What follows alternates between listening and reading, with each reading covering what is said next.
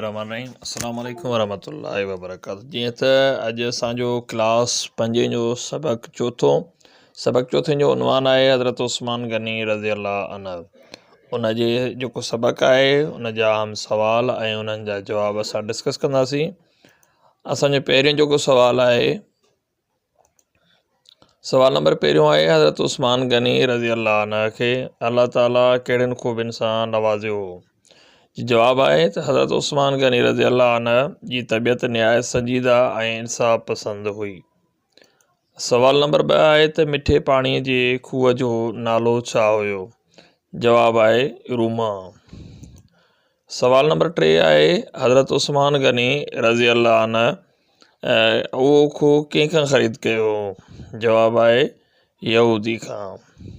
सवाल नंबर 4 आहे, हज़रत उस्मान गनी रज़ी अल्लाह अन्हु यहूदी खां खूह केतिरनि दरमनि में ख़रीद कयो हुयो? जवाब आहे 20,000 धर्मनि में। असांजे चैनल खे कयो सब्सक्राइब, बेल नोटिफिकेशन ऑन कयो त जीअं असांजा नवां ईंदड़ बहितरीनु वीडियोज़ अव्हां ताईं पहुचनि। ऐं असां इंशाअल्लाह कोशिशि कंदासीं 5 क्लास जे मुकमल सवालनि जेके अहम सवाल ऐं उन जा जवाब ऐं सबक़नि जी मुकमल तफ़सील इन प्लेलिस्ट में तव्हांखे मिलंदी।